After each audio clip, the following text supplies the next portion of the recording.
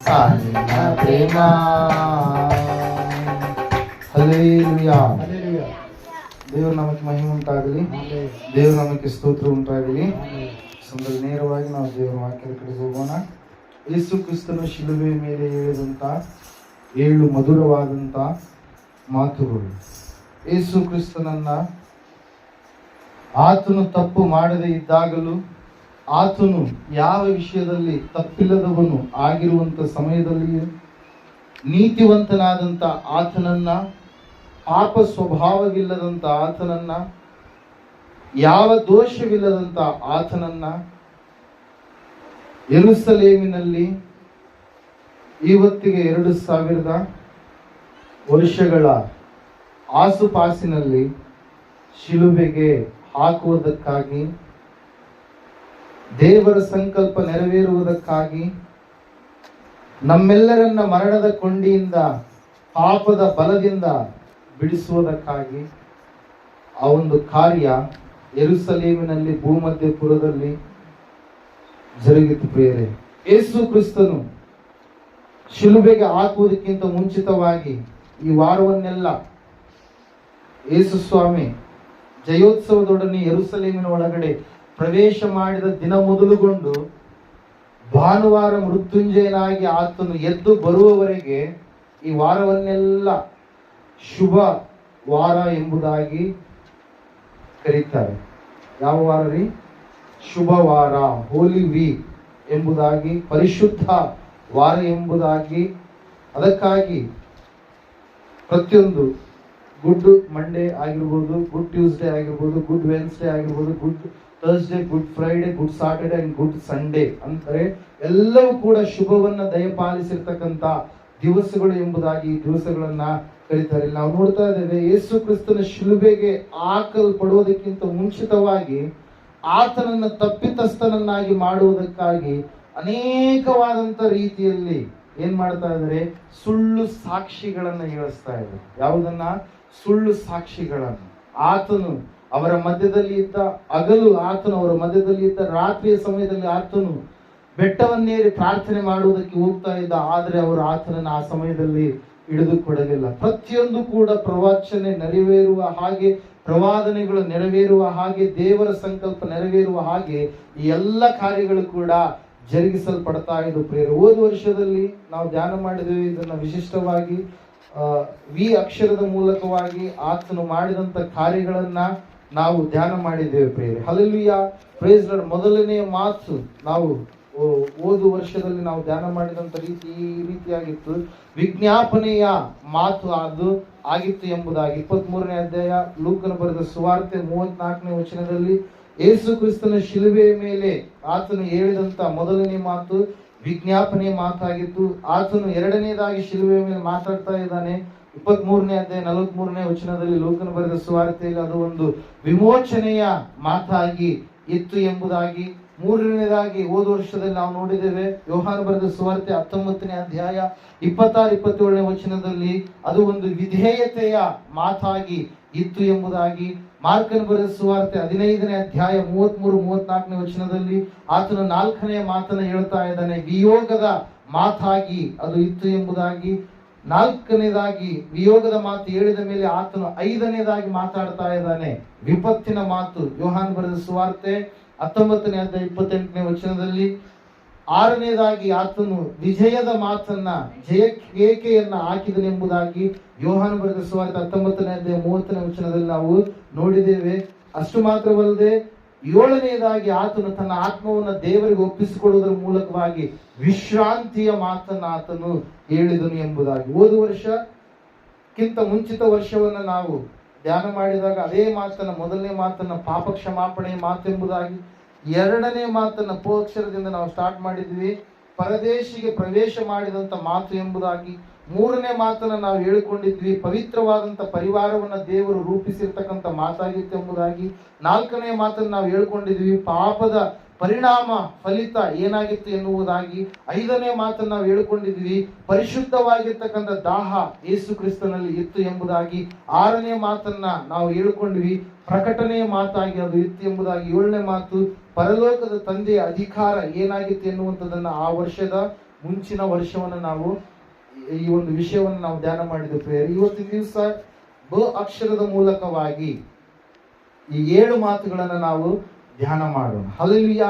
ಮೊದಲನೇ ಮಾತು, ಯೇಸು ಕ್ರಿಸ್ತನ ಶಿಲುಬೆಯ ಮೇಲೆ ಆತನನ್ನ 9 ಗಂಟೆ ಸುಮಾರಿಗೆ ಶಿಲುಬೆಯ ಮೇಲೆ ಹಾಕ್ತಾರೆ. 9 ಗಂಟೆಯಿಂದ ಹಿಡಿದು 12 ಗಂಟೆಯವರೆಗೆ ಆತನು 3 ಮಾತುಗಳನ್ನ ಮಾತಾಡ್ತಾನೆ. ಮೊದಲನೇ ಮಾತು, ಆತನು ಬೇಡಿಕೊಳ್ತಾ ಇದ್ದಾನೆ. ಮೊದಲನೇ ಮಾತು ಏನ್ರಿ? ಬೇಡಿಕೊಳ್ತಾ ಇದ್ದಾನೆ. ಎರಡನೇ ಮಾತು, ಬೆಳಕನ್ನ ಕೊಟ್ಟನು. ಮೂರನೇ ಮಾತು, ಬಾಧ್ಯತೆಯನ್ನ ನಿರ್ವಹಿಸಿದನು. ನಾಲ್ಕನೇ ಮಾತು, ಬಿಡಲ್ಪಟ್ಟನು. ಐದನೇ ಮಾತು, ಬಾಯಾರಿದನು.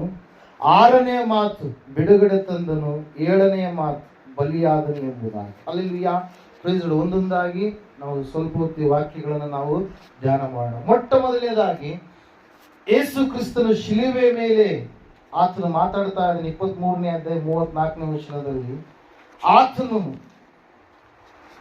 ಬಾಯಿ ತೆರೆಯಲೇ ಇಲ್ಲ ಎಂಬುದಾಗಿ ವಾಕ್ಯದಲ್ಲಿ ನಾವು ನೋಡ್ತಾ ಇದ್ದೇವೆ. ಅನೇಕ ಸಮಯ ಮೌನವಾಗಿರುವಂತ ಯೇಸು ಸ್ವಾಮಿ ಆ ಒಂದು ಗೆತ್ಸೆಮನೆ ತೋಟದಲ್ಲಿ ಪ್ರಾರ್ಥನೆ ಮಾಡೋದಕ್ಕಿಂತ ಮುಂಚಿತವಾಗಿ ಆತನು ಮೇಲಂತಸ್ತಿನ ಮಾಳಿಗೆಯಲ್ಲಿ ತನ್ನ ಶಿಷ್ಯರ ಸಂಗಡ 12 ಶಿಷ್ಯರ ಸಂಗಡ ಆತನು ಕರ್ತನ ಭೋಜನ ಸಂಸ್ಕಾರ ಪದ್ಧತಿಯನ್ನ ಆಚರಣೆಗೆ ತಂದ ಪ್ರಿಯರೇ. ಆತನು ಆ ಬೌಲಲ್ಲಿರ್ತಕ್ಕಂಥ ರಕ್ತವನ್ನು, ದ್ರಾಕ್ಷಾರಸವನ್ನು ತೆಗೆದುಕೊಂಡು ಇದು ನನ್ನ ರಕ್ತ, ಹೊಸ ಒಡಂಬಡಿಕೆಯ ರಕ್ತ ಎಂಬುದಾಗಿ ಹೇಳಿ, ಅಲ್ಲಿರ್ತಕ್ಕಂಥ ರೊಟ್ಟಿಯನ್ನು ತೆಗೆದುಕೊಂಡು ಇದು ನನ್ನ ದೇಹ ಎಂಬುದಾಗಿ ಆತನು ಹೇಳಿ, ಹಳೆಯ ಒಡಂಬಡಿಕೆ ಇಲ್ಲಿಯವರೆಗೆ ಇರುವಂತ ಹಳೆಯ ಒಡಂಬಡಿಕೆ ಹೋಗುತ್ತೆ, ಹೊಸದಾದಂತ ಒಡಂಬಡಿಕೆ ಇಲ್ಲಿಂದ ಪ್ರಾರಂಭವಾಗುತ್ತೆ, ಆ ಹೊಸ ಒಡಂಬಡಿಕೆಗೆ ಮುನ್ನುಡಿ ನಾನೇ ಎಂಬುದಾಗಿ ಆತನು ಹೇಳ್ತಾ ಇದ್ದಾನೆ. ಯೋಹಾನ ಬರೆದ ಸುವಾರ್ತೆ 1ನೇ ಅಧ್ಯಾಯದಲ್ಲಿ ನಾವು ನೋಡ್ತಾ ಇದ್ದೇವೆ. ದೇವರ ವಾಕ್ಯ ಈ ರೀತಿಯಾಗಿ ಹೇಳುತ್ತೆ, ಮೋಶೆಯ ಮೂಲಕವಾಗಿ ಧರ್ಮಶಾಸ್ತ್ರ ಬಂದ್ರೆ ಯೇಸು ಕ್ರಿಸ್ತನ ಮೂಲಕವಾಗಿ ಏನು ಬಂತಂತೆ? ಸತ್ಯ ಮತ್ತು ಕೃಪೆ. ಹಲ್ಲೆಲೂಯಾ. Praise lord. ನಾವು ನೋಡ್ತಾ ಇದ್ದೇವೆ ಪ್ರಿಯರೇ, ಯೇಸು ಸ್ವಾಮಿ ಮೇಲಂತಸ್ತಿನ ಮಾಳಿಗೆಯಲ್ಲಿ ಇದ್ದಂತ ಸಮಯದಲ್ಲಿ ಆತನು ಹೇಳ್ತಾ ಇದ್ದ, ನೇರವಾಗಿ ಈಗ ನಾವು ಎಲ್ಲಿಗೆ ಹೋಗೋಣ? ಗೆತ್ಸೆಮನೆ ತೋಟಕ್ಕೆ ಹೋಗೋಣ ಎಂಬುದಾಗಿ. ಆತನು ಶಿಷ್ಯರ ಸಂಗಡ ಅನೇಕ ವಿಷಯಗಳನ್ನ ಸ್ವಲ್ಪ ದಿವಸಗಳಿಗಿಂತ ಮುಂಚಿತವಾಗಿ ಮಾತಾಡ್ಕೊಂಡು ಬರ್ತಾ ಇದ್ದಾನೆ. ನಾವು ಯೆರೂಸಲೇಮಿಗೆ ಹೋಗ್ಬೇಕು, ಅಲ್ಲಿ ಯೆರೂಸಲೇಮನು ಮನುಷ್ಯ ಕುಮಾರನು ಯೆರೂಸಲೇಮಿನಲ್ಲಿ ದುಷ್ಟರ ಕೈಗೆ ಒಪ್ಪಿಸಲ್ಪಡುವನು, ಅವನನ್ನ ಶಿಲುಬೆಗೆ ಹಾಕಿಸುವರು. ಆ ವಚನಗಳು ನೆರವೇರಬೇಕಾಗಿದೆ. ಅಪ್ಪರು ಈಗಾಗಲೇ ಅನೇಕ ವಿಷಯಗಳನ್ನ ಅದರ ಕುರಿತಾಗಿ ತಿಳಿಸಿದರು. ಪೇತ್ರನೇನು ಹೇಳಿದ? ಬೇಡ ಎಂಬುದಾಗಿ ಹೇಳಿದ. ಸೈತಾನನಿಗೆ ಆಲೋಚನೆ ಗೊತ್ತಾಗ್ತಾ ಇಲ್ಲ, ಏನ್ ಆಗ್ತಾ ಇದೆ ಎನ್ನುವುದಾಗಿ ಗೊತ್ತಾಗ್ತಾ ಇಲ್ಲ. ಶಿಲುಬೆಗೆ ಹಾಕಿಸ್ಬೇಕಾ, ಹಾಕಿಸಬಾರ್ದ? ಶಿಲುಬೆಗೆ ಹಾಕಿಸಿದ್ರೆ ಏನಾಗುತ್ತೆ, ಶಿಲುಬೆಗೆ ಹಾಕಿಸಲಾರದೇ ಇದ್ರೆ ಏನಾಗುತ್ತೆ ಎಂಬುದಾಗಿ ಗೊಂದಲದಲ್ಲಿ ಯಾರಿದ್ದಾರೆ? ಸೈತಾನ್ ಇದ್ದಾನೆ ಪ್ರಿಯರೇ. ಅದರ ಸಲುವಾಗಿ ಸೈತಾನನು ಪೇತ್ರನ ಒಳಗಡೆ ಹೋಗಿ ಹೇಳ್ತಾ ಇದ್ದಾನೆ, ಏನಂತೇಳಿ? ಸ್ವಾಮಿ, ನೀನು ಶಿಲುಬೆಗೆ ಹಾಕಲ್ಪಡಬಾರದು, ನೀನು ಶಿಲುಬೆಗೆ ಹಾಕಲ್ಪಟ್ರೆ ಹೇಗೆ ಎಂಬುದಾಗಿ ಸೈತಾನನು ಪೇತ್ರನ ಮೂಲಕವಾಗಿ ಮಾತಾಡಿಸಿದರೆ, ಇನ್ನೊಂದು ಕಡೆಗೆ ಅದೇ ಸೈತಾನನು ಇಸ್ಕಾರಿಯೋತ ಯೂದನ್ ಎನ್ನುವಂತ ಶಿಷ್ಯನ ಒಳಗಡೆ ಹೋಗ್ಕೊಂಡು ಏನ್ ಮಾಡ್ತಾ ಇದ್ದಾನೆ?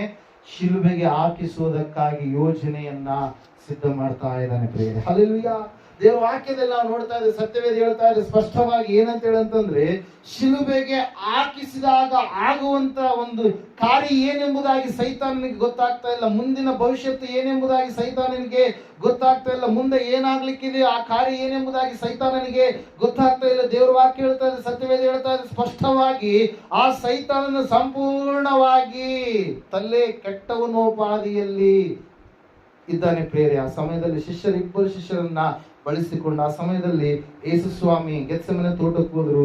ಅಲ್ಲಿಯೇ ಯೂದನ ಒಳಗಡೆ ಸೈತಾನನ್ನು ಹೊಕ್ಕೊಂಡು ಆಲೋಚನೆ ಕೊಟ್ಟವನಾಗಿ ಮಹಾಯಾಜಕರು ಫರಿಸಾಯರ ಬಳಿಗೆ ಹೋಗುವವನಾಗಿ ಅವನೇನ್ ಮಾಡ್ತಾ ಇದ್ದಾನೆ? ವಾಕ್ಯದಲ್ಲಿ ನಾವು ನೋಡ್ತಾ ಇದ್ದೇವೆ, 30 ಬೆಳ್ಳಿ ನಾಣ್ಯಗಳಿಗೆ ಯೇಸು ಕ್ರಿಸ್ತನ್ನ ಹಿಡಿದು ಕೊಡ್ತೇನೆ. ಎಷ್ಟು ಬೆಳ್ಳಿ ನಾಣ್ಯಗಳು? 30 ಬೆಳ್ಳಿ ನಾಣ್ಯಗಳಿಗೆ ಯೇಸು ಕ್ರಿಸ್ತನನ್ನ ಹಿಡಿದು ಕೊಡ್ತೇನೆ ಅಂತೇಳಿ ಏನ್ ಮಾಡಿದ? ಆತನು ಒಂದು ಒಪ್ಪಂದವನ್ನ ಮಾಡಿಕೊಂಡು ಯೇಸು ಸ್ವಾಮಿಯನ್ನ ಹಿಡಿಯುವುದಕ್ಕಾಗಿ ಗೆತ್ಸೆಮನೆ ತೋಟಕ್ಕೆ ಆತನು ಮಹಾಯಾಜಕರು ಮತ್ತು ರೋಮನ್ ಸೈನಿಕರ ದಂಡುಗಳನ್ನ ಕರೆದುಕೊಂಡವನಾಗಿ ಮುಂಚೂಣಿಯಲ್ಲಿ ಇಸ್ಕಾರಿಯೋತ ಯೂದ ಹೋಗ್ತಾ ಏನ್ ಮಾಡ್ತಾ ಇದ್ದಾನೆ? ಅವರಿಗೆ ತಿಳಿಸ್ತಾ ಇದ್ದಾನೆ ಪ್ರೇರೆ. ಯೇಸು ಗೆತ್ಸೆಮನೆ ತೋಟದಲ್ಲಿ ಇದ್ದಾನೆ, ಆ ತೋಟಕ್ಕೆ ನಾವು ಹೋಗೋಣ ಎಂಬುದಾಗಿ. ಅವ್ರು ಹೋದಂತ ಸಮಯದಲ್ಲಿ ಸ್ವಾಮಿ ಈಗಾಗಲೇ ಅವ್ರಿಗೆ ಹೇಳಿದ್ದ, ಆ ಎಲ್ಲ 12 ಜನ ಶಿಷ್ಯರಲ್ಲಿ ಈಗ 11 ಜನ ಇದ್ದಾರೆ. ಆ 11 ಜನ ಶಿಷ್ಯರಲ್ಲಿ ತೋಟದ ಒಳಗಡೆಯಾಗಿ ದೇವರು 3 ಮಾತ್ರ ಕರೆದುಕೊಂಡು ಹೋಗಿದ್ದಾನೆ. ಅವ್ರು ಯಾರ್ರೀ? ಯೇಸು ಸ್ವಾಮಿ ಸಂಗಡ ಯಾಯೀರನ ಮನೆಯಲ್ಲಿ ಆತನ ಯಾರನ್ನ ಕರೆದುಕೊಂಡು ಹೋದ? ಪೇತ್ರ, ಯೋಹಾನ ಮತ್ತು ಯಾಕೋಬರನ್ನು. ಹಲ್ಲೆಲೂಯಾ. ಬೆಟ್ಟದ ಮೇಲೆ ಯೇಸು ಸ್ವಾಮಿ ಏರಿದಂತ ಸಮಯದಲ್ಲಿ ಆತನ ಯಾರನ್ನ ಕರೆದುಕೊಂಡು ಹೋದ? ಪೇತ್ರ, ಯೋಹಾನ, ಯಾಕೋಬರನ್ನು. ಈ ಗೆತ್ಸೆಮನೆ ತೋಟದಲ್ಲಿ ಕೂಡ ಆತನ ಯಾರನ್ನ ಕರೆದುಕೊಂಡು ಹೋಗ್ತಾ ಇದ್ದಾನೆ? ಪೇತ್ರ, ಯೋಹಾನ, ಯಾಕೋಬರನ್ನ ತಾನು ಪ್ರಾರ್ಥಿಸುವಂತ ಸ್ಥಳದ ಒಳಗಡೆ ಆತನು ಕರೆದುಕೊಂಡು ಹೋಗ್ತಾ ಇದ್ದಾನೆ. ಅವರನ್ನ ಅಲ್ಲೇ ಬಿಟ್ಟು ಅವ್ರಿಗೆ ಹೇಳ್ತಾ ಇದ್ದಾನೆ ಏನಂತ ಹೇಳ್ತಾ ಇದ್ದಾನೆ ಅವ್ರಿಗೆ? ಅಲ್ಲೇ ಬಿಟ್ಟು ನೀವು ಇಲ್ಲೇ ಇರ್ರಿ, ನಾನು ಹೋಗಿ ಒಳಗಡೆ ತಂದೆಗೆ ಪ್ರಾರ್ಥಿಸಿ ಬರ್ತೇನೆ ಎಂಬುದಾಗಿ ಅವರಿಂದ ಸ್ವಲ್ಪ ದೂರ ಹೋಗಿ ಅವ್ರಿಗೆ ಹೇಳ್ತಾ ಇದ್ದಾನೆ ಏನಂತ ಹೇಳಿ? ನೀವು ಶೋಧನೆಗೆ ಒಳಗಾಗದಂತೆ ಎಚ್ಚರವಾಗಿದ್ದು ಪ್ರಾರ್ಥಿಸಿರಿ ಅಂತೇಳಿ. ಹಲ್ಲೆಲೂಯಾ. ಯಾವಾಗ ಆ ಮಾತನ್ನು ಹೇಳಿದ ಆತನು 3 ಸಾರಿ ಹೋಗಿ ಪ್ರಾರ್ಥನೆ ಮಾಡಿದ. 3 ಸಾರಿ ಕೂಡ ಇವ್ರು ಏನ್ ಮಾಡ್ತಾ ಇದ್ದಾರೆ? ನಿತ್ಯ ಬರ್ತಾರೆ. ಅಲ್ಲಿ 3 ಸಾರಿ ಯೇಸು ಸ್ವಾಮಿ ಹೋಗಿ ಪ್ರಾರ್ಥನೆ ಮಾಡ್ತಾ ಇದ್ದಾನೆ. 3 ಸಾರಿ ಇವ್ರು ಏನ್ ಮಾಡ್ತಾ ಇದಾರೆ?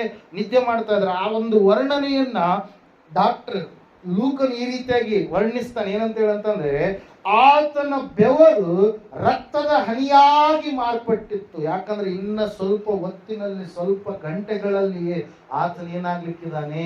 ಸಾಯ್ಲಿಕ್ಕಿದ್ದಾನೆ. ತನ್ನ ಪ್ರಾಣವನ್ನ ಕೊಡಲಿಕ್ಕಿದ್ದಾನೆ. ಹಲ್ಲೆಲೂಯಾ. ಮನುಷ್ಯನ ಸಾವು ಯಾವಾಗ ಬರುತ್ತೋ ಮನುಷ್ಯನಿಗೆ ಗೊತ್ತಿಲ್ಲ. ಹೋಗುವಂತ ಸಮಯದಲ್ಲಿ ಇವಾಗಲೇ ಆಕ್ಸಿಡೆಂಟ್ ಆಗುತ್ತೆ ಅಂತ ಹೇಳಿ ಗೊತ್ತಾಗುತ್ತಾ? ಹಲ್ಲೆಲೂಯಾ. ಆ ಮರಣಕರವಾದಂತ ರೋಗದಲ್ಲಿ ಬಿದ್ದಾಗ ಇವಾಗಲೇ ಸಾಯ್ತೀವಿ ಅಂತ ಹೇಳಿ ಗೊತ್ತಾಗಲ್ಲ. ಸಾಯ್ತೀವಿ ಅಂತ ಹೇಳಿ ಗೊತ್ತಾದ್ರೆ ಆ ಭಯ ಹೆಂಗಿರುತ್ತೆ? ಭಯಂಕರವಾಗಿರುತ್ತೆ. ಯೇಸು ಕ್ರಿಸ್ತನು ದೈವ ಕುಮಾರನಾಗಿದ್ದಾನೆ, ಯೇಸು ಕ್ರಿಸ್ತನು ಮನುಷ್ಯ ಕುಮಾರನು ಕೂಡ ಆಗಿದ್ದಾನೆ ಪ್ರಿಯರೇ. ಹಲ್ಲೆಲೂಯಾ. Praise Lord. ಆತನು ಮನುಷ್ಯ ಕುಮಾರನಾಗಿ ವೇದನೆ ಪಡ್ತಾ ಇದ್ದಾನೆ. ತಂದೆಯೇ, ಈ ಪಾತ್ರೆಯನ್ನ ನನ್ನಿಂದ ನೀನು ತೊಲಗಿಸು. ಹಲ್ಲೆಲೂಯಾ. ಯೇಸು ಸ್ವಾಮಿ ಆತನು ಪಡುವಂತ ಪ್ರಯಾಸ, ಭಾರ ಎಷ್ಟು ದೊಡ್ಡದಾಗಿದೆ ಎಂಬುದು ಆಗಿ ಆತನಿಗೆ ಮಾತ್ರ ಗೊತ್ತು ಪ್ರಿಯರೇ. ಹಲ್ಲೆಲೂಯಾ. ಪ್ರೇಸ್. ಅದಕ್ಕಾಗಿ ಒಬ್ಬೊಬ್ಬ ಸುವಾರ್ತಿಕನು ಒಂದೊಂದು ರೀತಿಯಲ್ಲಿ ಆತನು ಗೆತ್ಸೆಮನೆ ತೋಟದಲ್ಲಿ ಪ್ರವೇಶ ಮಾಡಿದಂತ ಸನ್ನಿವೇಶವನ್ನು ಏನ್ ಮಾಡ್ತಾ ಇದ್ದಾರೆ? ವಿವರಿಸ್ತಾ ಇದ್ದಾರೆ ಪ್ರಿಯರೇ. ಆತನು ಭಾರವುಳ್ಳವನಾಗಿದ್ದನು ಎಂಬುದಾಗಿ, ಆತನು ದುಃಖಾಕ್ರಾಂತನಾಗಿದ್ದನು ಎಂಬುದಾಗಿ, ಆತನು ತನ್ನ ಪಾತ್ರೆಯನ್ನು ತಂದೆಯೇ ನೀನು ತೊಲಗಿಸು ಎಂಬುದಾಗಿ. ಮತ್ತೆ ನಾವು ನೋಡ್ತಾ ಇದ್ದೇವೆ, ಏಸಪ್ಪ ಆ ಒಂದು ಪ್ರಾರ್ಥನೆ ಮಾಡಿದ ಮುಗಿದಾದ್ಮೇಲೆ ಹೊರಗಡೆ ಬಂದಾಗ ಯೂದನಲ್ಲಿ ತಂಡೋಪತಂಡವಾಗಿ ದಂಡುಗಳನ್ನ ಕರೆದುಕೊಂಡು ಬಂದಿರತಕ್ಕಂತ ಯೂದನನ್ನ ಸ್ವಾಮಿ ಎದುರುಗೊಂಡು ಹೇಳ್ತಾ ಇದ್ದಾನೆ. ಯೂದನ ಮುಂದೆ ಬಂದು ಯೇಸು ಸ್ವಾಮಿಗೆ ಏನ್ ಕೊಟ್ಟ? ಮುದ್ದನ್ನ ಕೊಟ್ಟಾಗ ಅವಾಗ ಈ ಒಂದು ಮುದ್ದು ಎಂತ ಮುದ್ದಿದು? ಮೋಸದ ಮುದ್ದು. ನನ್ನನ್ನ ಹಿಡಿದುಕೊಳ್ಳುವುದಕ್ಕಾಗಿಯೇ ಈ ಒಂದು ಕಾರ್ಯವನ್ನ ಮಾಡಿದೆ ಎಂಬುದಾಗಿ ಹೇಳಿ ಸ್ವಾಮಿ ಏನ್ ಮಾಡ್ತಾ ಇದ್ದಾರೆ ಅಂತಂದ್ರೆ, ಅಲ್ಲಿ ಶಿಷ್ಯರ ಕೈಯಲ್ಲಿ ಏನಿದಾವೆ? ಕತ್ತಿಗಳಿದಾವೆ. ಪೇತ್ರ ತೆಗೆದುಕೊಂಡ ಕತ್ತಿ ಮಹಾಯಾಜಕನ ಆಳಾಗಿರುವಂತ ಮಲ್ಕಾನನು ಎನ್ನುವಂತ ವ್ಯಕ್ತಿಯ ಕಿವಿಗೆ ಆತನ ಹಾಕಿದಾಗ ಸ್ವಾಮಿ ಒಂದು ಮಾತು ಹೇಳಿದ್ರು. ಏನಂತೇಳಿ? ಕತ್ತಿ ಹಿಡಿದವನು ಕತ್ತಿಯಿಂದಲೇ ಸಾಯುವನು. ಹಲ್ಲೆಲೂಯಾ. Praise lord. ಕೈಯನ್ನ ಆತನ ಮಲ್ಕಾನನು ಆಳಿನ ಮೇಲೆ ಇಟ್ಟು ಕಿವಿಯನ್ನ ಸರಿಪಡಿಸಿ, ಯಾಕೆ ನಾನೇ ಆಗಿದ್ದೇನೆ ಎನ್ನುವಂತ ರೀತಿಯಲ್ಲಿ ಆತನ ಆ ಮಾತನ್ನು ಹೇಳಿದಾಗ ಅಪ್ಪರು ಅವಾಗಲೇ ಹೇಳಿದ್ರು ಏನಂತೇಳಿ? ಯೇಸು ಆ ಮಾತನ್ನ ತನ್ನ ಬಾಯಿಂದ ಹೇಳಿದಾಗ, ನಾನೇ ಎಂಬುದಾಗಿ ಹೇಳಿದಾಗ ಆ ಎಲ್ಲಾ ಜನರು ಏನಾದ್ರಂತೆ? ಸಡನ್ ಆಗಿ ನೆಲಕ್ಕೆ ಬಿದ್ರು. ಆತನಿಂದ ಶಕ್ತಿ ಎನ್ನುವಂಥದ್ದು ಹೊರಟು ಬಂದಾಗ ಅವರೆಲ್ಲರೂ ನೆಲಕ್ಕೆ ಬಿದ್ರು. ಬಿದ್ದಂತ ಸಮಯದಲ್ಲಿ ನಾವು ನೋಡ್ತಾ ಇದ್ದೇವೆ, ಸತ್ಯವೇದ ಹೇಳ್ತಾ ಇದೆ ಸ್ಪಷ್ಟವಾಗಿ, ನಾನು ಯೆರೂಸಲೇಮಿನಲ್ಲಿ ದೇವಾಲಯದಲ್ಲಿ ನಾನು ವಾಕ್ಯವನ್ನ ಹೇಳಿದೆ. ಆ ಸಮಯದಲ್ಲಿ ನೀವು ನನ್ನನ್ನ ಬಂಧಿಸಲಿಲ್ಲ, ಜನರ ಮಧ್ಯದಲ್ಲಿದ್ದಾಗ ನೀವು ನನ್ನನ್ನು ಬಂಧಿಸಲಿಲ್ಲ. ಆದರೆ ಈ ಎಲ್ಲಾ ಕಾರ್ಯಗಳು ಜರಗಬೇಕು, ನೆರವೇರಬೇಕು.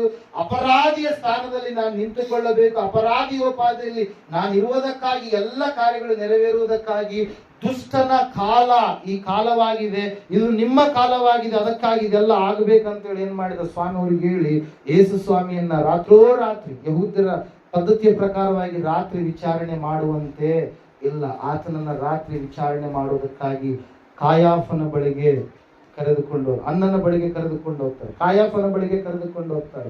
ಯಾವುದು ಕೂಡ ಒಂದಕ್ಕೊಂದು ತಾಳವಿರಲಾರದ ರೀತಿಯಲ್ಲಿ ಸಾಕ್ಷಿಗಳು ಆಗ್ತಾ ಇದೆ. ಯಾವುದರಲ್ಲಿ ಕೂಡ ಆತನಲ್ಲಿ ತಪ್ಪು ಎನ್ನುವಂಥದ್ದು ನಿರೂಪಣೆ ಮಾಡುವಂಥವ್ರು ಯಾರು ಕೂಡ ಸಿಗಲಿಲ್ಲ. ಆ ಸಮಯದಲ್ಲಿ ಏನಾಗ್ತಾ ಇದೆ ಅಂತಂದ್ರೆ ಅವರಿಗೆ ಬಹಳ ಇದಾಗಿ ನಾವು ರೋಮನ್ ಸರ್ಕಾರದ ಅಧೀನದಲ್ಲಿದ್ದೇವೆ, ಪಿಲಾತನು ನಮಗೆ ಗವರ್ನರ್ ಆಗಿದ್ದಾನೆ, ಆ ಪಿಲಾತನ ಬಳಿಗೆ ಹೋಗೋಣ ಎಂಬುದಾಗಿ ನೆನೆಸಿ ಪೊಂಟಿಯಸ್ ಪೈಲೇಟ್ ಆತ ವ್ಯಕ್ತಿಯ ಬಳಿಗೆ ಅವರು ಹೋಗಿ ಏನ್ ಮಾಡ್ತಾ ಇದ್ದಾರೆ, ಯೇಸು ಸ್ವಾಮಿಯನ್ನ ನಿಲ್ಲಿಸ್ತಾ ಇದ್ದಾರೆ. ಆಗಲೇ ಬೆಳಗ್ಗೆ 6 ಗಂಟೆ ಆಗ್ತಾ ಬಂದಿತ್ತು. Hallelujah, praise lord. ಯೇಸು ಸ್ವಾಮಿಯನ್ನ ಪಿಲಾತನ ಬಳಿಗೆ ಕರೆದುಕೊಂಡು ಬಂದಾಗ ಪಿಲಾತನ ವಿಚಾರಣೆ ಮಾಡಿದಾಗ ಆತನಲ್ಲಿ ಯಾವ ತಪ್ಪು ಇಲ್ಲ ಎಂಬುದಾಗಿ ಪಿಲಾತನ ಗ್ರಹಿಸಿ ಈತನು ಗಲಿಲಾಯನದವನಾದ ಕಾರಣಕ್ಕಾಗಿ ಈತನನ್ನ ಯಾರ ಬಳಿಗೆ ಕಳಿಸ್ತಾನೆ? ಮತ್ತೆ ಯಾರ ಬಳಿಗೆ ಕಳಿಸ್ತಾರೆ? ಹೆರೋದನ ಬಳಿಗೆ ಕಳಿಸ್ತಾರೆ. ಆವತ್ತಿನ ದಿವಸ ಹೆರೋದನ ಎಲ್ಲಿದ್ದಂತೆ? ಯೆರೂಸಲೇಮಿನಲ್ಲಿ ಇದ್ದ. ಎಲ್ಲ ಕಾರ್ಯಗಳು ಆಗ್ತಾ ಇದ್ದಾವೆ. ಇವೇನು ಫಿಲ್ಮ್ ಡೈರೆಕ್ಟ್ ಮಾಡಿದ ರೀತಿಯಲ್ಲಿ ಇಲ್ಲ, ಆದ್ರೆ ಎಲ್ಲವೂ ಕೂಡ ಏನಾಗ್ತಾ ಇದಾವ್ರಿ, ಯಾರ್ಯಾರ ವ್ಯಕ್ತಿ ಎಲ್ಲೆಲ್ಲಿ ಇರ್ಬೇಕು ಆ ರೀತಿಯಾಗಿ ಎಲ್ಲವೂ ಕೂಡ ಏನಾಗ್ತವೆ, ಸೆಟ್ರೇಟ್ ಆಗ್ತಾ ಇದೆ. 53ನೇದು ಏಷ್ಯನ್ ಪ್ರವಾದನ ಗ್ರಂಥ ನೀವು ಓದಿದ್ರೆ, ಈ ಯೇಸು ಸ್ವಾಮಿ ಬಲಿದಾನವಾಗಿರುವಂತ ಸ್ಥಿತಿ ನೀವು ಓದಿದ್ರೆ ಎಲ್ಲವೂ ಕೂಡ ಪ್ರವಾದನೆ ಆತನಲ್ಲಿ ಏನಾಗಿದ್ದಾವೆ, ನೆರವೇರಿಸಲ್ಪಟ್ಟಿದ್ದಾವೆ. Hallelujah, praise lord. ಆತನನ್ನ ಕರೆದುಕೊಂಡು ಹೋದಾಗ, ಹೆರೋದನ ಬಳಿಗೆ ಕರೆದುಕೊಂಡು ಹೋದಾಗ ಹೆರೋದನು ಬಹಳ ಸಂತೋಷ ಪಟ್ಟ. ಯಾವ ತಂದೆ ಯೇಸು ಸ್ವಾಮಿಯನ್ನ ಕೊಲೆ ಮಾಡಬೇಕಂತೇಳಿ ನೆನೆಸಿದ್ದನು, ಆ ತಂದೆಯ ಮಗನಾಗಿರ್ತಕ್ಕಂಥ ಈ ಹೆರೋದನು ಸ್ವಾಮಿಯನ್ನ ನೋಡಿ ಬಹಳ ಸಂತೋಷ ಪಟ್ಟನು. ಪ್ರಿಯರೇ, ಹಲ್ಲೆಲೂಯಾ, ಪ್ರೈಸ್ ಲಾರ್ಡ್. ನಾವು ನೋಡ್ತಾ ಇದ್ದೇವೆ, ಸತ್ಯವೇದ ಹೇಳ್ತಾ ಇದೆ, ಆತನಿಗೆ ಆಸೆ ಮಾಡಿದ, ಏನಾದ್ರೂ ಒಂದು ಅದ್ಭುತ ನನ್ನ ಮುಂದೆ ನೀನು ಮಾಡು ಎಂಬುದಾಗಿ ಹೇಳಿದಾಗ ಯೇಸು ಸ್ವಾಮಿ ಮೌನವಾಗಿದ್ದ, ಮಾತಾಡಲಿಲ್ಲ. ಹಲ್ಲೆಲೂಯಾ.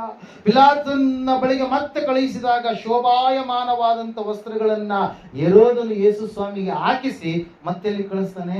ಪಿಲಾತನ ಬಳಿಗೆ ಕಳಿಸ್ತಾನೆ. ಪಿಲಾತನ ಬಳಿಗೆ ಹೋದಾಗ ಪಿಲಾತನು ಮತ್ತೆ ವಿಚಾರಣೆ ಮಾಡಿದ್ರು ಕೂಡ ಆತನಲ್ಲಿ ಒಂದು ತಪ್ಪು ಸಿಕ್ಕಲಿಲ್ಲ. Hallelujah, praise lord. ಅಷ್ಟರಲ್ಲಿ ಜನರು ಹೇಳ್ತಾ ಇದ್ರು, ಈತನು ತನ್ನನ್ನು ಅರಸನು ಎಂಬುದಾಗಿ ಹೇಳಿಕೊಳ್ತಾ ಇದ್ದಾನೆ ಎಂಬುದಾಗಿ ಪಿಲಾತನ ಕೇಳ್ತಾನೆ ಒಳಗಡೆ, ನೀನು ಅರಸನು ಎಂಬುದಾಗಿ ಕೇಳಿದಾಗ ಹೌದು ನೀನು ಅಂದ ಹಾಗೆ ಎಂಬುದಾಗಿ ಸ್ವಾಮಿ ಹೇಳ್ತಾರೆ. ಪ್ರಿಯರೇ, ಹಲ್ಲೆಲೂಯಾ. ನಾನು ಅರಸನೇ, ನನ್ನ ಅರಸತ್ವ, ನಾನು ರಾಜನೇ, ನನ್ನ ರಾಜ್ಯ ಈ ಲೋಕ ಸಂಬಂಧದ್ದು ಅಲ್ಲ ಎಂಬುದಾಗಿ ಆತನು ಹೇಳಿ 7 ಸಾರಿ ಆತನನ್ನ ನ್ಯಾಯ ವಿಚಾರಣೆ ಮಾಡ್ತಾರೆ. ಪ್ರಿಯರೇ, ವಿವಿಧವಾಗಿರ್ತಕ್ಕಂಥ ಸನ್ಹೆಡ್ರಿಯನ್ ಸಭೆಯಲ್ಲಾಗಿರ್ಬೋದು, ಕಾಯಾಫನ ಬಳಿಯಲ್ಲಾಗಿರ್ಬೋದು, ಅನ್ನನ ಬಳಿಯಲ್ಲಾಗಿರ್ಬೋದು, ಪಂತ್ಯ ಪಿಲಾತನ ಬಳಿಯಲ್ಲಿ 2-3 ಸಾರಿ ಮತ್ತು ಹೆರೋದನ ಬಳಿಯಲ್ಲಿ 1 ಸಾರಿ, ಟೋಟಲ್ 7 ಸಾರಿ ಆತನಿಗೆ ವಿಚಾರಣೆ ಮಾಡಿ ಕೊನೆಯದಾಗಿ ಅಲ್ಲಿ ಅವರು ಒಂದು ಮಾತನ್ನು ಹೇಳ್ತಾ ಇದ್ದಾರೆ, ನಾನು ಈತನಲ್ಲಿ ಏನು ತಪ್ಪು ಕಾಣ್ತಾ ಇಲ್ಲ, ಈತನನ್ನ ಸ್ವಲ್ಪ ಶಿಕ್ಷೆಯನ್ನ ಕೊಟ್ಟು ಈತನನ್ನ ನಾನು ಬಿಡಿಸಿಬಿಡ್ತೀನಿ ಅಂತೇಳಿ ಯಾರು ಹೇಳ್ತಾ ಇದ್ದಾರೆ? ಪಿಲಾತನ ಹೇಳ್ತಾ ಇದ್ದಾನೆ. ಯಾಕಂದ್ರೆ ಪಿಲಾತನಿಗೆ ಆತನ ಹೆಂಡತಿಯಿಂದ ಒಂದು ಸಂಗತಿ ತಿಳಿದತ್ತೆ. ಏನಂತೇಳಿ, ಆ ಮನುಷ್ಯನು ಏನಾಗಿದ್ದಾನೆ? ಸತ್ಪುರುಷನಾಗಿದ್ದಾನೆ. ಆ ಸತ್ಪುರುಷನ ಗೊಡುವೆಗೆ ನೀನು ಹೋಗಲೇಬಾರದು ಅಂತ ಹೇಳಿ. ಯಾಕಂದ್ರೆ ಆಕೆಗೆ ಕನಸಿನಲ್ಲಿ ಎಲ್ಲ ಸಂಗತಿಗಳು ಗೋಚರವಾಗಿದ್ದು. ಪ್ರಿಯರೇ, ಹಲ್ಲೆಲೂಯಾ. ಎಲ್ಲ ಸಂಗತಿಗಳು ತಿಳಿದಿರ್ತಕ್ಕಂಥ ಪಿಲಾತನು ಹೇಳ್ತಾ ಇದ್ದಾನೆ, ಈಗ ನಿಮ್ಮ ಪಸ್ಕ ಹಬ್ಬ ಹತ್ತಿರವಾಗಿದೆ. ಪಸ್ಕ ಹಬ್ಬದಲ್ಲಿ ಆ ಒಂದು ಸಂಪ್ರದಾಯ ಪದ್ಧತಿಯ ಪ್ರಕಾರವಾಗಿ ಕೈದಿಗಳಲ್ಲಿ ಒಬ್ಬರನ್ನ ಬಿಡುಗಡೆ ಮಾಡಬೇಕಲ್ಲ. ನಾನು ಯೇಸುವಿನಲ್ಲಿ ಯಾವ ತಪ್ಪು ಕಾಣ್ತಾ ಇಲ್ಲ, ಯೇಸು ಕ್ರಿಸ್ತನನ್ನ ನಾನೇನ್ ಮಾಡ್ತೇನೆ, ಬಿಡುಗಡೆ ಮಾಡ್ತೀನಿ ಎಂಬುದಾಗಿ ಹೇಳಿದಾಗ ಅಲ್ಲಿರ್ತಕ್ಕಂಥ ಜನರು ಓಸನ್ನ ಜಯ ಹಲ್ಲೆಲೂಯಾ ಎಂಬುದಾಗಿ ಆತನನ್ನು ಆರ್ಭಾಟದಿಂದ ಆತನನ್ನು ಆಹ್ವಾನ ಮಾಡಿದರು. ಯೆರೂಸಲೇಮಿನಲ್ಲಿ ಅದೇ ಜನರ ಗುಂಪು ಹೇಳ್ತಾ ಇದೆ, ಏನಂತೇಳಿ, ನಮಗೆ ಯೇಸು ಸ್ವಾಮಿ ಬೇಡ, ನಮಗೆ ಯಾರು ಬೇಕು? ಬರಬ್ಬ ಬೇಕು. ಹಲ್ಲೆಲೂಯಾ. ಯಾರು ಬೇಕು? ನಮಗೆ ಬರಬ್ಬ ಬೇಕು. ಬರಬ್ಬನನ್ನ ಬಿಡಿಸು. ಈ ಬರಬ್ಬನ ಚರಿತ್ರೆಯನ್ನು ನಾವು ನೋಡಿದ್ರೆ ಭಯಂಕರವಾಗಿರ್ತಕ್ಕಂಥ ಕೊಲೆಗಾರನು, ದಂಗೆಕೋರನು, ಆ ಒಂದು ರೋಮನ್ ಸಾಮ್ರಾಜ್ಯಕ್ಕೆ ವಿರೋಧಿಯಾಗಿ, ದಂಗೆಯಾಗಿ, ಮುಳ್ಳುಗೋಲಾಗಿ ಕಾಡುವಂತ ವ್ಯಕ್ತಿ. ಪ್ರಿಯರೇ, ಯಾರೀ? ಈ ಬರಬ್ಬ ಅನೇಕರಿಗೆ ಹಿಂಸೆಯನ್ನು ಕೊಡುವಂತ ವ್ಯಕ್ತಿಯಾಗಿದ್ದ. ಇಂತಹ ಬರಬ್ಬನು ಸೆರೆಮನೆಯಲ್ಲಿ ಇಡಲ್ಪಟ್ಟಂತ ಸಮಯದಲ್ಲಿ ಈ ಜನರು ಕೇಳ್ತಾ ಇದ್ದಾರೆ, ಈ ಜನರು ಬರಬ್ಬನಿಂದ ಎಷ್ಟೋ ಹಣವನ್ನ ಕಳೆದುಕೊಂಡಿದ್ದಾರೆ, ಅವರ ಮನೆಯನ್ನ ಹೊತ್ತು ದೋಚ್ಕೊಂಡಿದ್ದಾನೆ, ಅನೇಕ ಕೆಟ್ಟ ಕಾರ್ಯಗಳನ್ನು ಮಾಡಿದಂತ ಬರಬ್ಬನು ಸೆರೆಮನೆಯಲ್ಲಿರಬೇಕಾದ್ರೆ ಯೇಸುವನ್ನ ಮಾತ್ರ ಶಿಲುಬೆಗೆ ಏರಿಸು, ನಮಗೆ ಬರಬ್ಬನನ್ನ ಏನು ಮಾಡು? ಬಿಡುಗಡೆ ಮಾಡು. ಹಲ್ಲೆಲೂಯಾ.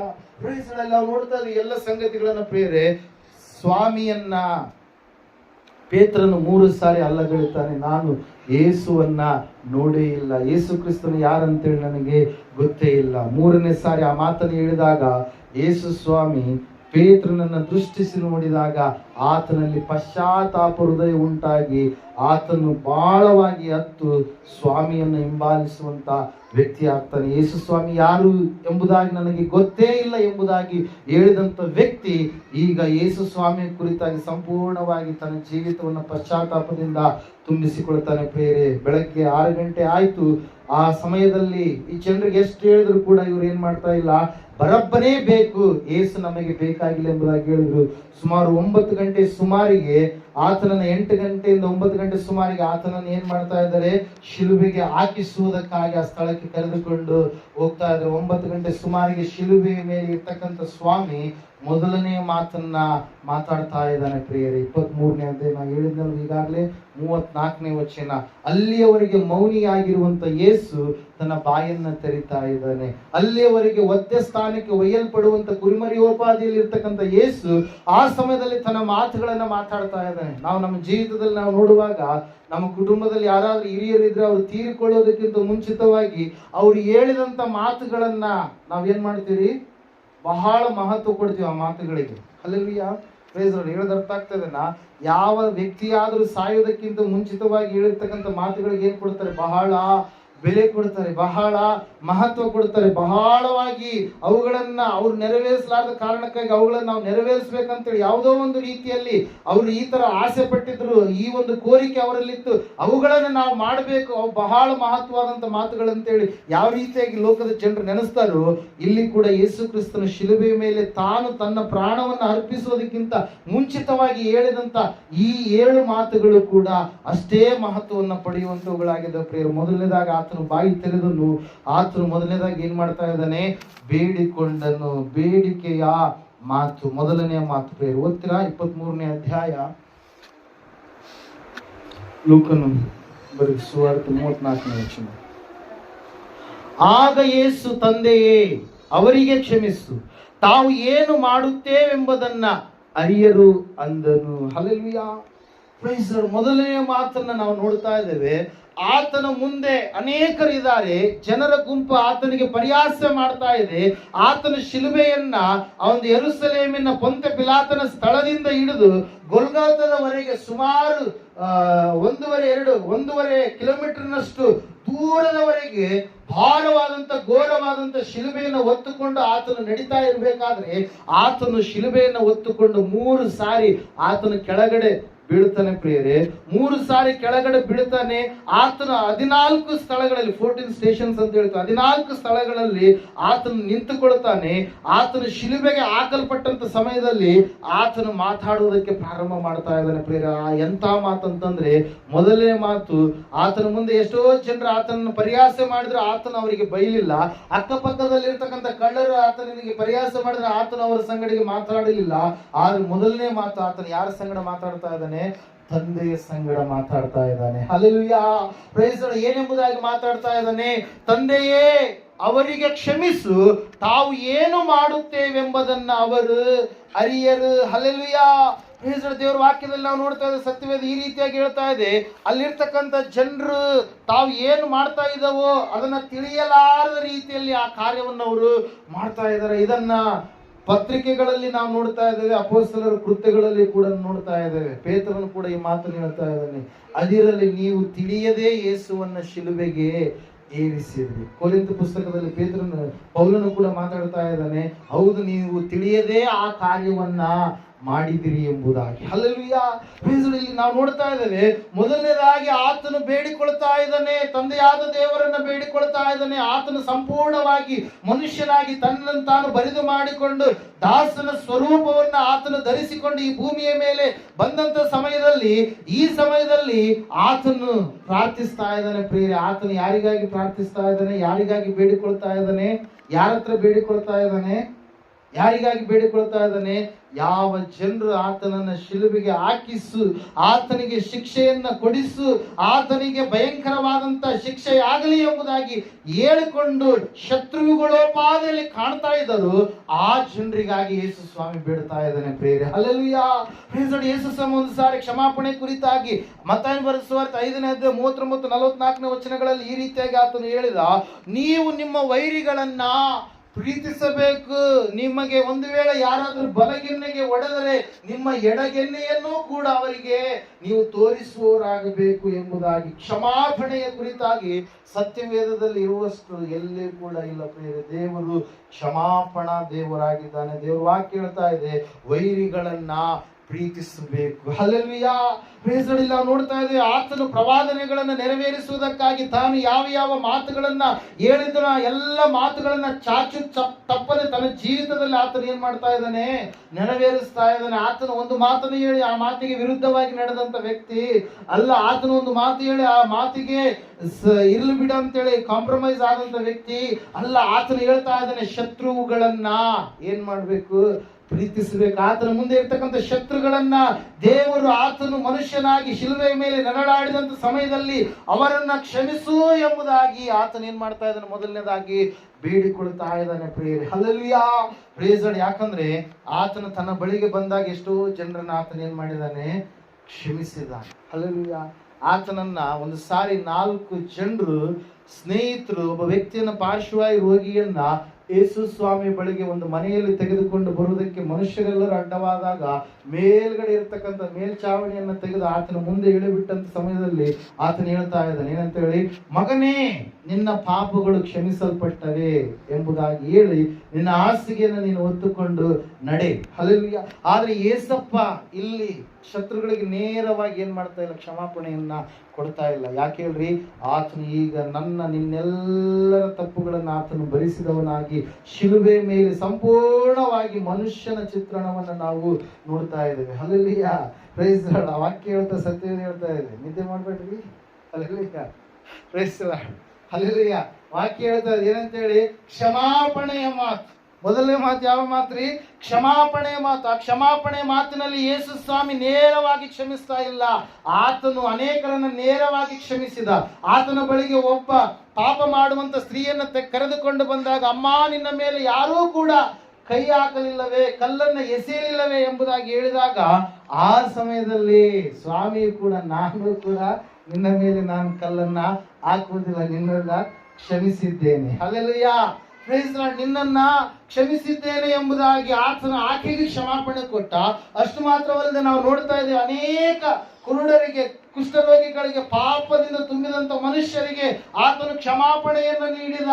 ಆದ್ರೆ ಈ ಸಮಯದಲ್ಲಿ ನಾವು ನೋಡ್ತಾ ಇದ್ದೇವೆ, ಯೇಸು ಕ್ರಿಸ್ತನು ಕ್ಷಮಾಪಣೆಗೋಸ್ಕರವಾಗಿ ಏನ್ ಮಾಡ್ತಾ ಇದ್ದಾನೆ, ತಂದೆಯನ್ನ ಬೇಡಿಕೊಳ್ತಾ ಇದ್ದಾನೆ. ಶತ್ರುಗಳು, ಹಲ್ಲೆಲೂಯಾ, ಪ್ರೈಸ್ ಲಾರ್ಡ್. ನಾವು ನಮ್ಮವರನ್ನ ಪ್ರೀತಿಸ್ತೀವಿ, ಶತ್ರುಗಳನ್ನ ಪ್ರೀತಿಸಬೇಕೆನ್ನುವಂಥದ್ದು ದೇವರ ಮೊದಲನೆಯ ಬೋಧನೆಯಾಗಿದೆ ಪ್ರಿಯರೇ. Hallelujah, praise lord. ಅದಕ್ಕಾಗಿ ನಾವು ನೋಡ್ತಾ ಇದ್ದೇವೆ, ಒಂದು ಸಾರಿ ಪೇತ್ರನ ಯೇಸು ಸ್ವಾಮಿಯ ಬಳಿಗೆ ಬಂದಂತ ಸಮಯದಲ್ಲಿ ಯೇಸು ಸ್ವಾಮಿಯನ್ನು ಕೇಳ್ತಾನೆ ಒಂದು ಸಾರಿ, ಸ್ವಾಮಿ ನನ್ನ ಸಹೋದರರು ನನಗೆ ತಪ್ಪು ಮಾಡಿದರೆ ನಾನು 7 ಸಾರಿ ಕ್ಷಮಿಸಿದರೆ ಸಾಕಾ ಎಂಬುದಾಗಿ ಕೇಳಿದಾಗ ಯೇಸಪ್ಪ ಹೇಳ್ತಾರೆ ಏನಂತ ಹೇಳಿ, 7 ಸಾರಿ ಅಲ್ಲ, 70 ಸಾರಿ. ಅಂದ್ರೆ ನೀನು ಕ್ಷಮಿಸುವಂತದ್ದೇ ನಿನ್ನ ಗುಣವಾಗಿ ಇರಬೇಕು ಹೊರತಾಗಿ ಕ್ಷಮಿಸಲಾರದೆ ನೀನು ಇರಬಾರ್ದು. Hallelujah, praise lord. ಇಲ್ಲ ನೋಡ್ತಾ ಇದೆ, ಸತ್ಯವೇದ ಹೇಳ್ತಾ ಇದೆ ಸ್ಪಷ್ಟವಾಗಿ, ಆತನು ಶತ್ರುಗಳಿಗಾಗಿ ಪ್ರಾರ್ಥಿಸ್ತಾ ಇದ್ದಾನೆ. ಆತನು ಯಾವುದನ್ನು ತನ್ನ ಜೀವಿತದಲ್ಲಿ ಹೇಳಿದನು ಅದೇ ಕಾರ್ಯವನ್ನ ಆತನು ಚಾಚೂ ತಪ್ಪದೆ ನೆರವೇರಿಸ್ತಾ ಇದ್ದಾನೆ. ಆತನ ಜೀವಿತದಲ್ಲಿ ಇರ್ತಕ್ಕಂಥ ಬೋಧನೆ, ಆತನ ಜೀವಿತದಲ್ಲಿ ಇರ್ತಕ್ಕಂಥ ಒಂದು ಬೋಧನೆಗೆ ಸರಿಯಾದ ರೀತಿಯಲ್ಲಿ ನಡೆದುಕೊಳ್ಳುವಂತ ನಡೆ ನುಡಿ ಎರಡನ್ನು ಕೂಡ ನಾವೇನ್ ಮಾಡ್ತಾ ಇದ್ದೇವೆ, ಯೇಸುವಿನಲ್ಲಿ ನಾವು ನೋಡ್ತಾ ಇದ್ದೇವೆ ಪ್ರಿಯರೇ. ಮೊದಲನೇ ಮಾತು, ಆತನು ಬೇಡಿಕೊಳ್ತಾ ಇದ್ದಾನೆ. ಹಲ್ಲೆಲೂಯಾ, ಆತನು ಬೇಡಿಕೊಂಡನು ಶಿಲುಬೆಯ ಮೇಲೆ. ಯಾರಿಗಾಗಿ ಬೇಡಿಕೊಂಡನು? ಆತನು ಶತ್ರುಗಳಿಗಾಗಿ ಬೇಡಿಕೊಂಡನು, ಮಿತ್ರರಿಗಾಗಿ ಅಲ್ಲ. ಯಾರಿಗಾಗಿ ರೀ? ಶತ್ರುಗಳಿಗಾಗಿ, ತನ್ನ ಮುಂದೆ ಇರ್ತಕ್ಕಂಥ ಜನರಿಗಾಗಿ ಆತನು ಬೇಡಿಕೊಳ್ತಾ ಇದ್ದಾನೆ. ಆ ಬೇಡಿಕೊಳ್ಳುವಂತ ಮಾತು ಯಾವ ರೀತಿಯಾಗಿತ್ತು ಅಂತಂದ್ರೆ, ಅವರು ಯಾವುದನ್ನ ಮಾಡ್ತಾ ಇದ್ದಾರೆ ಅವರಿಗೆ ಗೊತ್ತಿಲ್ಲ. ಅವ್ರು ಏನನ್ನ ಮಾಡ್ತಾ ಇದ್ರು ಹೇಳ್ರಿ ನೋಡೋಣ. ಅವ್ರು ಏನ್ ಮಾಡ್ತಾ ಇದ್ದಾರೆ? ಎಲ್ಲಾ ಮನುಷ್ಯರ ಪಾಪಗಳಿಗೋಸ್ಕರವಾಗಿ 1:29 ಯೋಹಾನ ಬರೆದ ಸುವಾರ್ತೆಯಲ್ಲಿ ಹೇಳಿದ ಪ್ರಕಾರವಾಗಿ ಅಗೋ ಯಜ್ಞಕ್ಕೆ ದೇವರು ನೇಮಿಸಿದ ಕುರಿಮರಿ, ಆ ದೇವರಾದಂತ ಯೇಸುವನ್ನ, ಮನುಷ್ಯನಾಗಿ ಬಂದಂತ ದೇವರನ್ನ ಅವರು ಬಲಿದಾನ ಕೊಡ್ತಾ ಇದ್ದಾರೆ. Hallelujah, praise lord. ಅಲ್ಲಿ 30 ಲಕ್ಷ, ಎಷ್ಟ್ರಿ? 30 ಲಕ್ಷ ಬಲಿಗಳಿಗಿಂತ ಯೇಸು ಕ್ರಿಸ್ತನ ಬಲಿದಾನವೇ ಶ್ರೇಷ್ಠವಾದಂತ ಬಲಿದಾನವಾಗಿ ಇತ್ತು ಪ್ರಿಯರೇ. ಯೆರೂಸಲೇಮಿನಲ್ಲಿ ಪಸ್ಕ ಹಬ್ಬದಲ್ಲಿ 30 ಲಕ್ಷದಷ್ಟು ಏನ್ ಮಾಡಿದ್ರು, ಯಜ್ಞ ಮಾಡಿದ್ರು ಕುರಿ ಟಗರುಗಳನ್ನ. ಆದ್ರೆ ಆ ಎಲ್ಲ ಕುರಿಗಳಲ್ಲಿ ಶ್ರೇಷ್ಠವಾದಂತ ಕುರಿ ಯಾರ್ರಿ? ಯೇಸು ಕ್ರಿಸ್ತನು. ಯಾಕಂದ್ರೆ ಆ ಎಲ್ಲಾ ಕುರಿಗಳು ಸ್ವಲ್ಪ ಹೊತ್ತು ಮಾತ್ರ ಪಾಪವನ್ನು ನಿವಾರಿಸುವಂಥದ್ದು. ಆದ್ರೆ ಶಿಲುಬೆಗೆ ಹಾಕಿಸಲ್ಪಟ್ಟಂತ ಯೇಸು ನಿತ್ಯ ಕಾಲಕ್ಕೂ ಕೂಡ ಏನಾಗಿದ್ದಾನೆ? ಪಾಪ ಬಂಧನದಿಂದ ಬಿಡುಗಡೆ ಮಾಡಿದಂತ ಯಾಜಕನಾಗಿದ್ದಾನೆ ಪ್ರಿಯರೇ. ಅದಕ್ಕಾಗಿ ನಾವು ನೋಡ್ತಾ ಇದ್ದೇವೆ, ಸತ್ಯವೇದ ಹೇಳ್ತಾ ಇದೆ ಸ್ಪಷ್ಟವಾಗಿ, ಯೇಸು ಸ್ವಾಮಿಯನ್ನು ಅವರು ಏನ್ ಮಾಡ್ತಾ ಇದ್ದಾರೆ? ಮೊದಲನೇದಾಗಿ ಬಲಿ ಕೊಡ್ತಾ ಇದ್ದಾರೆ. ಆತನಲ್ಲಿ ದೋಷವಿಲ್ಲ, ಆತನಲ್ಲಿ ಪಾಪವಿಲ್ಲ, ಮಚ್ಚೆ ಇಲ್ಲದ ಮೇಕೆಯೋಪಾದಿಯಲ್ಲಿದ್ದಾನೆ ಆತನನ್ನ. Hallelujah, praise lord. ನೀವು ನೋಡ್ರಿ, ನಿಮ್ಮ ಊರುಗಳಲ್ಲಿ ಗ್ರಾಮಗಳಲ್ಲಿ ಏನಾದ್ರೂ ಬಲಿ ಕೊಡ್ಬೇಕಾದ್ರೆ ಏನ್ ಮಾಡ್ತಾರೆ? ಮಚ್ಚೆ ಇರ್ಲಾರ್ದು ಅಂತಂದ್ರೆ, ನಾವು ರೋಗ ಇರ್ಲಾರ್ದನ್ನ ಏನ್ ಮಾಡ್ತಾರೆ? ಆಯ್ಕೆ ಮಾಡಿಕೊಳ್ತಾರೆ. ಹಲ್ಲೆಲೂಯಾ. ಅದು ಯಾವ ರೀತಿಯಾಗಿರ್ಬೇಕು? ಅದು ರೋಗವಿರ್ಲಾರ್ದಾಗಿರ್ಬೇಕು. ಮತ್ತೆ ಬಲಿ ಕೊಡುವಂಥದ್ದೆಲ್ಲ ಡಂಗುರ ಹಾಕೊಂಡು ಹೋಗ್ತಾರೆ. ಏನ್ ಮಾಡ್ತಾರೆ? ಡಂಗುರ ಹಾಕ್ತಾರೆ. ಯೇಸು ಸ್ವಾಮಿಯನ್ನು ಕೂಡ ಏನ್ ಮಾಡಿದ್ರಿ? ಆತನಲ್ಲಿ ಯಾವ ತಪ್ಪು ಇರಲಿಲ್ಲ, ಆದ್ರೂ ಕೂಡ ಆತನನ್ನು ಎಲ್ಲಿ ಕರ್ಕೊಂಡು ಹೋಗ್ತಾ ಇದ್ದಾರೆ? ಶಿಲುಬೆಗೆ ಕರ್ಕೊಂಡು ಹೋಗ್ತಾ ಇದ್ದಾರೆ. ಆತನನ್ನ ಶಿಲುಬೆಗೆ ಕರ್ಕೊಂಡು ಹೋಗುವಂತದನ್ನ ಏನ್ ಮಾಡ್ತಾ ಇದ್ದಾರೆ? ಬೀದಿ ರಸ್ತೆಗಳಲ್ಲೆಲ್ಲ ಆತನನ್ನು ಏನ್ ಮಾಡ್ತಾ ಇದ್ರಿ? ಎಳೆದುಕೊಂಡು ಹೋಗ್ತಾ ಇದ್ದಾರೆ. ಅಲ್ಲಿರ್ತಕ್ಕಂಥ ಜನರು ಕೂಡ ಆತನಿಗೆ ಅವು ಇಲ್ಲಸಲ್ಲದ ಮಾತುಗಳನ್ನ ಮಾತಾಡ್ತಾ ಇದ್ದಾರೆ. Hallelujah, praise lord. ಆತನನ್ನ ಬಲಿ ಕೊಡುವಂತ ಸಮಯದಲ್ಲಿ ಯಾವ ರೀತಿಯಾಗಿ ಆ ಒಂದು ದೇಹವನ್ನ ಪಾಲು ಮಾಡಿಕೊಳ್ತಾರೋ, ಮೊದಲನೇದಾಗಿ ಆ ಬಟ್ಟೆಗಳನ್ನ ಏನ್ ಮಾಡಿದ್ರಂತೆ? ಋತ್ವಿಕರು. ಅದು ವೇದಗಳಲ್ಲಿ ಇರ್ತಕ್ಕಂಥ ಮಾತುಗಳು ನಾನು ತಿಳಿಸ್ತಾ ಇದ್ದೀನಿ. ಆ ಋತ್ವಿಕರು ಏನ್ ಮಾಡ್ತಾರಂತೆ? ಆ ಒಂದು ಬಟ್ಟೆಗಳನ್ನ ಏನ್ ಮಾಡ್ತಾರೆ? ಪಾಲು ಮಾಡಿಕೊಳ್ತಾರೆ.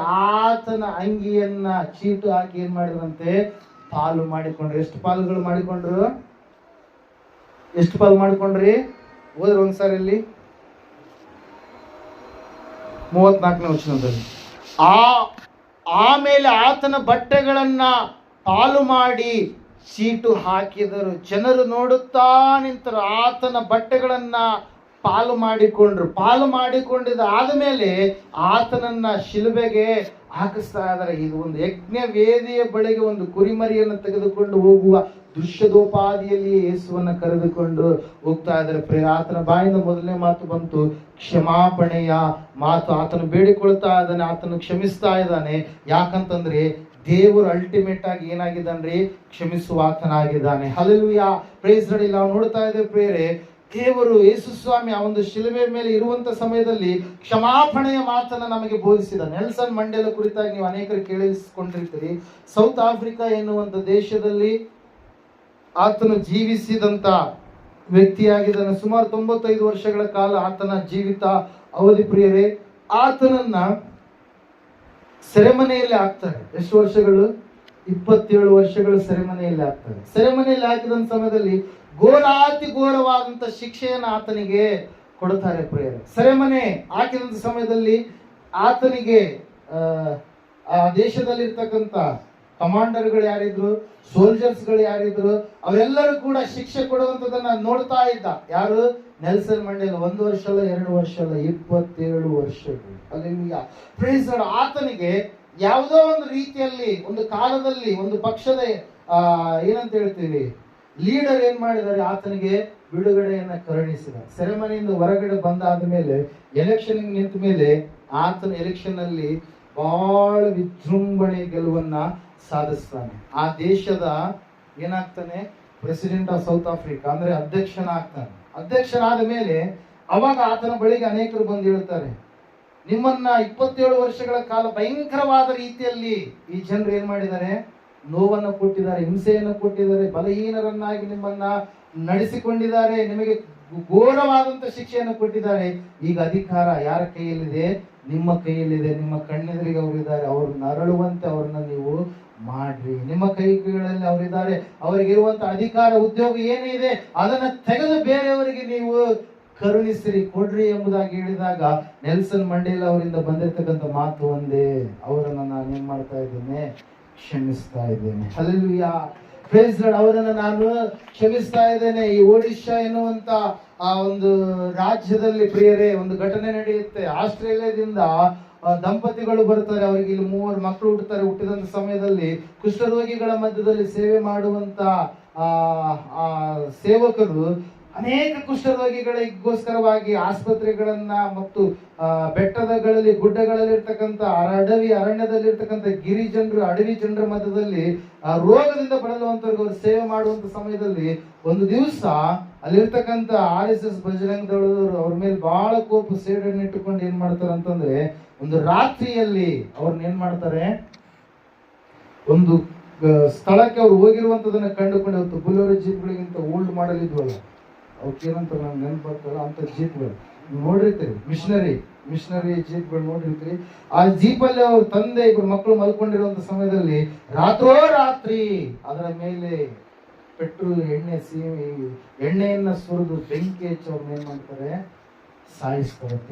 ತಂದೆ ಇಬ್ಬರು ಮಕ್ಕಳು. ಹಲ್ಲೆಲೂಯಾ. ಅವ್ರು ಸೆರೆ ಸಿಕ್ಕಂತ ಸಮಯದಲ್ಲಿ ಆ ತಾಯಿ ಆತನ ಹೆಂಡತಿ ಹೇಳ್ತಾಳೆ, ಪಾಸ್ಟ್ರಮ್ಮ ಹೇಳ್ತಾಳೆ, ಏನಂತ ಹೇಳ್ತಾಳೆ, ನಾನು ಅವ್ರನ್ನ ಕ್ಷಮಿಸ್ತಾ ಇದ್ದೇನೆ. ಹಲ್ಲೆಲೂಯಾ.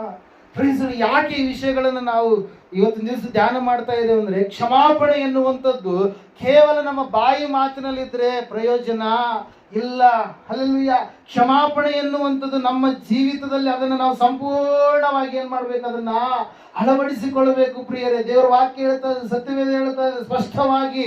ಏನಂತ ಹೇಳಂತಂದ್ರೆ, ತಂದೆಯೇ ಅವರನ್ನ ಕ್ಷಮಿಸು, ತಾವು ಏನ್ ಮಾಡ್ತಾ ಇದ್ರು ಅದು ಅವರಿಗೆ ತಿಳಿದಿಲ್ಲ, ಗೊತ್ತೇ ಇಲ್ಲ ಎಂಬುದಾಗಿ. ಹಲ್ಲೆಲೂಯಾ. Praise lord. ಅದನ್ನ ನಾವು ಅಳವಡಿಸಿಕೊಂಡಾಗ ಮಾತ್ರ ನಮಗೆ ಗೊತ್ತಾಗುತ್ತೆ ಪ್ರಿಯರೇ. ನಮಗೆ ಯಾರೋ ತಪ್ಪು ಮಾಡಿರ್ಬೋದು, ಯಾರೋ ದ್ರೋಹ ಮಾಡಿರ್ಬೋದು, ಯಾರೋ ಅವಮಾನಕರವಾದಂತ ರೀತಿಯಲ್ಲಿ ನಡೆದುಕೊಂಡಿರ್ಬೋದು, ಆದ್ರೆ ಆ ಕ್ಷಮಾಪಣೆಯನ್ನ ನಾವು ಕೊಟ್ಟಾಗ ಮಾತ್ರ ಅದು ಶ್ರೇಷ್ಠವಾಗಿರುವಂತದ್ದಾಗಿರುತ್ತೆ ಪ್ರಿಯರೇ. ನಾವು ನೋಡ್ತಾ ಇದ್ದೇವೆ, ಸತ್ಯವೇದ ಹೇಳ್ತಾ ಇದೆ, ಸ್ಪಷ್ಟವಾಗಿ ಹೇಳ್ತಾ ಇದೆ, ಆತನು ಮೊದಲನೇದಾಗಿ ಬೇಡಿಕೊಂಡನು ಎಂಬುದಾಗಿ. ಎರಡನೆಯ ಮಾತು, ಶಿಲುಬೆ ಮೇಲೆ ಆತನು ಇದ್ದಾನೆ.